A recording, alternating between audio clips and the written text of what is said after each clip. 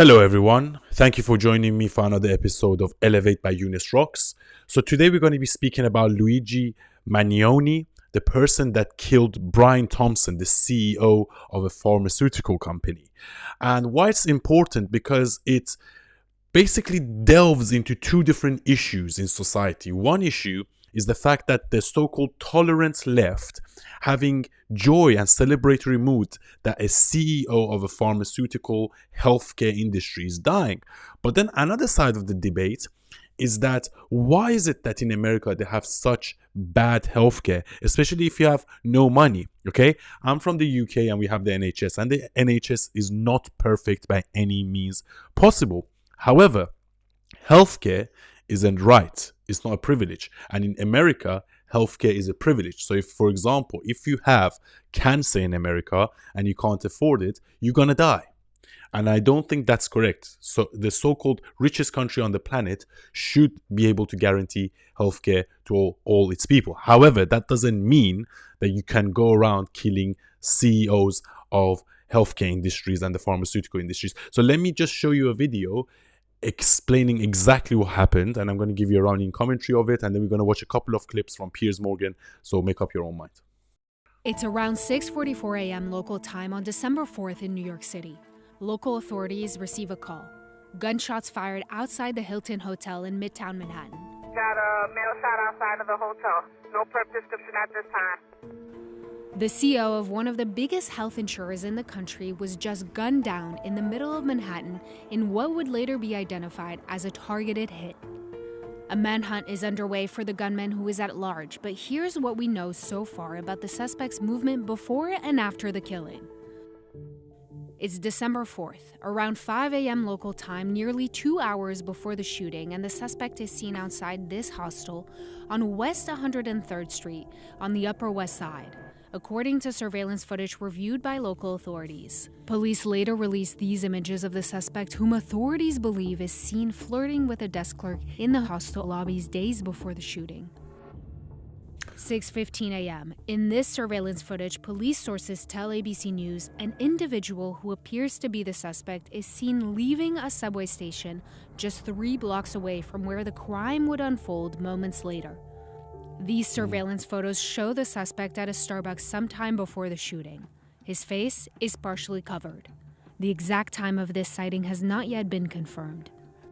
6:29 a.m. A person who appears to be the suspect walks past a parking lot on West 54th Street, just 50 meters away from the site of the shooting. 6:44 a.m. The victim, 50-year-old Brian Thompson, the CEO of United Healthcare, is seen walking towards the Hilton Hotel, where the company's annual investors conference is set to take place. The masked gunman comes up behind Thompson and shoots him in the back. Nearby witnesses would later describe the suspect as holding a gun with a silencer.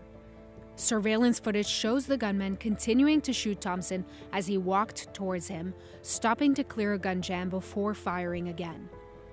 Police tell ABC News the shooter first fled on foot and then got on an electric bike heading north towards Central Park. 6:48 a.m. Officers arrive and find Thompson on the sidewalk with gunshot wounds to the leg and back. He is taken to a hospital where he would later be pronounced dead. Police called the killing brazen, targeted, and premeditated. The shooter appears to be a light-skinned male. He's wearing a light brown or cream-colored jacket, a black face mask, black and white sneakers, and a very distinctive gray backpack.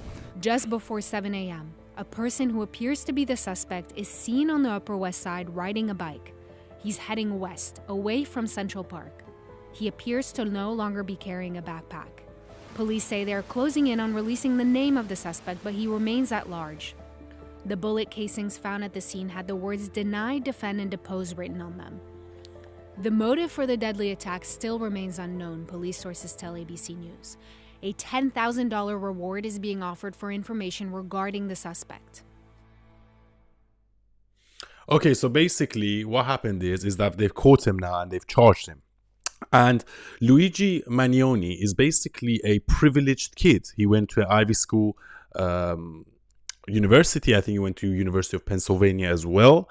So he came from a relatively good family. And the ironic thing is that Brian Thompson, the person that got shot, was actually from a working class family that worked all the way up to become CEO.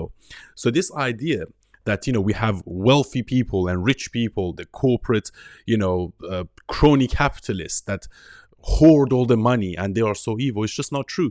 Because in reality, the shooter was a privileged kid with a silver spoon in his mouth, and the CEO that got shot was actually working class, and he worked all the way up to be in that position. Okay? And the so-called tolerant left are so happy about this all of a sudden because they were like, well, the healthcare industry, they deserve this. The CEOs, they're so evil and they overcharge the consumers in America, which they do, to be honest. But that doesn't mean they should be shot. That doesn't mean they should be killed. Which leads me to this next woman that said she felt joy on the Piers Morgan show when she heard about this news. Why would you be in such a celebratory mood about the execution of another human being?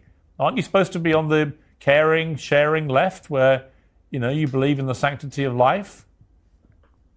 I do believe in the sanctity of life. And I think that's why I felt, along with so many other Americans, joy, unfortunately, because it feels like... Seriously? I mean... Joy at a man's execution? Maybe not joy, but certainly not empathy. Wow. So you heard what she said. She doesn't feel empathy, but she feels joy.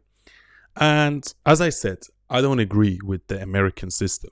However, I just feel like the so-called tolerant left, the so-called be kind people that always they put it on their bio on Instagram, are actually the least tolerant, the most dictatorial, the most fascist type of people. They just hate people that are rich. They hate people that make a lot of money. They hate whoever that's doing better than them. And they say we should tax the 1%, so on and so forth. But did you know that the 1% in the world, if you want to be in the 1% worldwide, how much money you need? You need $32,000. So the likelihood that most people that live in London and in America, they're actually in the top 1% of the world, believe it or not, because there's so many people living on less than $1 a day in Africa, in India, in China. So you only need $32,000 per year to be in the top 1%. But then all we hear about, especially with our Labour government here, we should tax the rich. Even in America, the leftists tax the rich, tax the rich, tax the rich. And what they don't realize is that when you tax the rich, all the rich people leave. So it doesn't actually solve the issue. But also, I get the other side of the argument is that we need better healthcare in America. The fact that the insurance costs so much, and if you have a pre-existing condition, they charge you more, they don't cover you, or if you have cancer or some sort of tumor, you need to go in depth to pay for it, is just not okay. It's not okay at all. They need universal healthcare. They need a right to healthcare in America. Okay? And as I said, in the NHS here, we have public healthcare in the UK. It's not perfect, but the fact that we have it, I'm still grateful for it. So this leads me on to the other issue that, again, another lefty goes on the Piers Morgan show, and she says, oh, I have no remorse, to be honest. I have no remorse whatsoever, because at the end of the day, I don't feel empathy. He had it coming to him because he's an evil CEO. We don't know really enough about this guy yet. It looks to me like he's a bit of a narcissist. What do you mean? I think he was a narcissist. I think that he was clearly unhinged. I'm not sure that he's the great Robin Hood. Hang on. Which guy? I'm sorry. Hang on. You're talking about Luigi, the shooter, or, right? Brian Thompson. The one who shot Brian Thompson, Luigi, right? I'm just not sure that he's this great, heroic guy standing up against the healthcare system. I suspect I'm not talking about that. This isn't about Luigi, who may or may not, he's been arrested, he's been charged. We may or may not know that he's the actual shooter. I'm talking about the public reaction to Brian Thompson's death. No, I understand that. We do know about Brian Thompson. I understand that. We know about United Healthcare, and that's the root of the discontent. That's the root of the public outcry. Luigi is just a vessel through which people are expressing their deep frustrations with the American healthcare system. So the question is, if you don't want murders like this to be happening, assassinations to be happening like this in the street, and I'm someone who does not believe in the death penalty and don't condone these kinds of vigilante instances of violence in either case. But if you want to get to the root of why people are so deeply unhappy, you have to, it resonates so deeply with people that this has happened, you have to get to the root of why there is this deep well of tragedy, despair, and outrage in the United States of America. And that has to do with what Brian Thompson has chosen to do with his life, and what companies like United Healthcare have chosen to do to the American people. But just to be clear, before I go to Natalie to respond to that, do you feel any empathy for Brian Thompson and his family?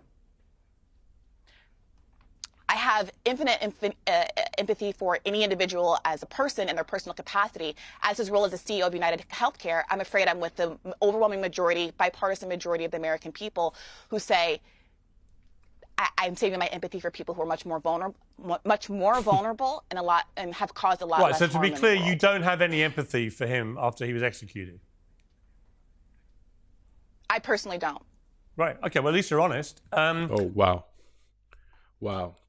So you heard what she said. She doesn't have empathy because the guy is rich. He's a CEO, even though he grew up in a working class family and worked all the way up to become CEO. He's still an evil person. Why? Because he's rich and he's a CEO. And that's the problem with the mentality of the left. That's the problem with Marxism and communism. Take from the rich and give from the poor. And the people that are rich are evil, and it's because they exploit the workers, the bourgeoisie versus proletariat arguments. And left-wingism, and especially wokeism, is a mental health disorder. Okay, that doesn't mean that capitalism has some of its issues, and one of the issues it has is that they managed to privatize healthcare in America. Private healthcare is better than public healthcare, let's get it straight, because you pay for it. But that doesn't mean we shouldn't have public healthcare. That doesn't mean if you're broke or if you don't have money, you should just be left to die.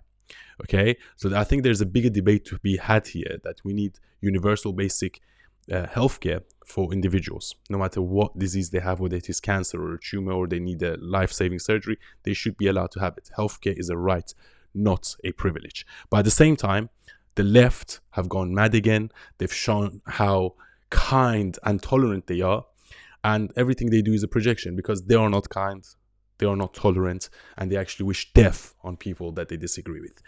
So thank you for watching this video. Make sure you like and subscribe, and also let me know what you think in the comments. Thank you. Till next time.